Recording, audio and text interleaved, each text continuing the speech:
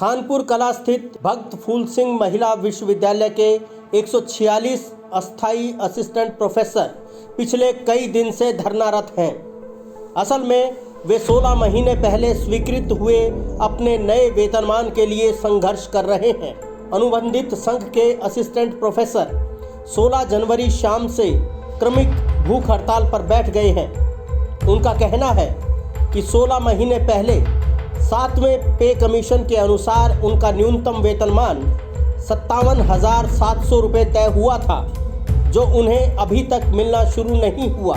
इनका कहना है कि जब तक एरियर सहित नया न्यूनतम वेतनमान नहीं मिलेगा, तब तक भूख हड़ताल ऐसे ही चलती रहेगी।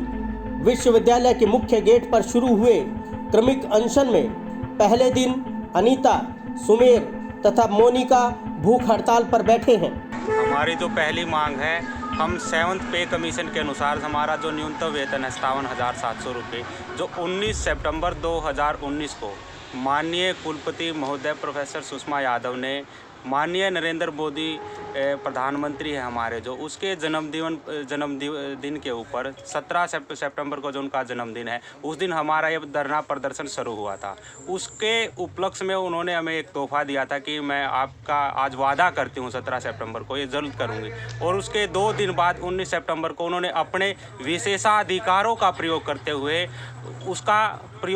विशेषाधिकारों का और बिना किसी देर किए उसमें, और उसको पास उसी दिन एक लेटर निकाल दिया था, ऑफिस ऑर्डर निकाल दिया था, और उसी दिन हमारी उस मांग को मान लिया था। उसके बाद 14 नवंबर 2019 को ईसी की 63वीं बैठक के अंदर इसको पास कर दिया गया। लेकिन उसके बाद 16 महीने गुजर चुके हैं और इसको अब तक अमल में लेकर नहीं आया गया है।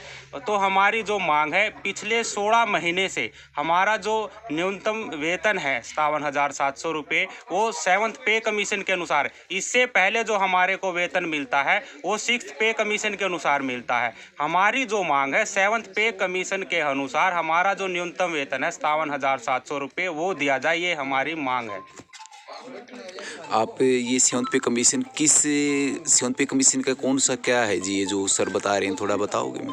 जी, जैसे कि सभी कर्मचारियों को सरकार द्वारा पे कमीशन के अनुसार उनके डेजिग्नेशन के हिसाब से सैलरी दी जाती है।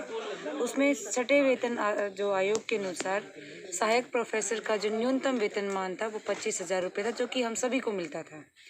जैसे 7वां वेतन आयोग आया तो सुप्रीम कोर्ट ने भी समान काम समान वेतन का लागू किया और 7वें वेतन आयोग के अनुसार सभी सहायक प्रोफेसर्स का वेतनमान 57,700 होना चाहिए था।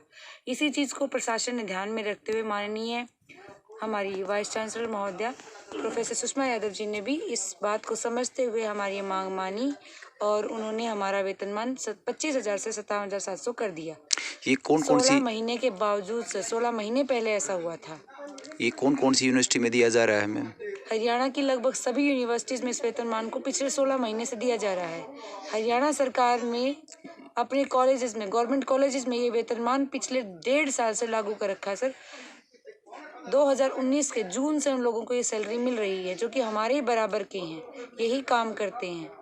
तो ये हमारे लिए शायद शर्म की बात है। इस यूनिवर्सिटी 16 महीने से हम इसका इंतजार कर रहे हैं और आज तक हम ले नहीं पाए इसको। इस यूनिवर्सिटी से एफिलिएटेड कॉलेज में भी दिया जा रहा है जी हाँ, ये और बड़ी बात है कि इस यूनिवर्सिटीज़ के अंतर्गत आने वाले और महिला कॉलेजेस में लगे हुए हमारे जैसे सहायक प्रोफेसर्स को 57,700 रुपये प्रति माह की दर से वेतन दिया जाता है, जबकि इसी यूनिवर्सिटी के कैंपस में काम करने वाले और रीजनल सेंटर्स में काम करने वाले सहायक प्रोफेसर्स को 25,000 रुपये की सैलरी दी जाती है।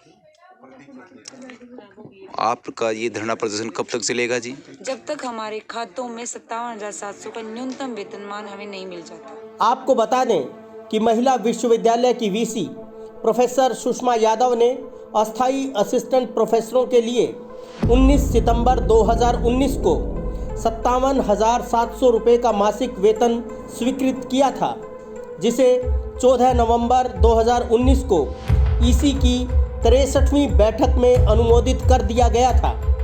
लेकिन कुलपति महोदया को 7 बार ज्ञापन देने के बावजूद उनकी मांग पूरी नहीं हुई। उन्होंने कहा कि अगर जल्द ही उनकी समस्याओं का समाधान नहीं किया गया तो वे आमरण अनशन पर जाने को मजबूर हो जाएंगे। गौरतलब है कि रात को भीषण सर्द हवाओं में जहां घर से बाहर निकलना मुश्किल है, वहीं इन महिला शिक्षिकाओं को अपने जायज़ हकों के लिए रात को बाहर टेंट में रुकना पड़ रहा है। महिला विश्वविद्यालय होने के बावजूद प्रशासन का इस तरफ कोई ध्यान नहीं है। महिला शिक्षिकाओं को मानसिक और शारीरिक अनेक समस्याओं का सामना करना पड़ रहा है। शिक्षकों के इस आंदोलन को सर्व कर्मचारी संघ सहित कई संगठनों ने समर्थन दिया है।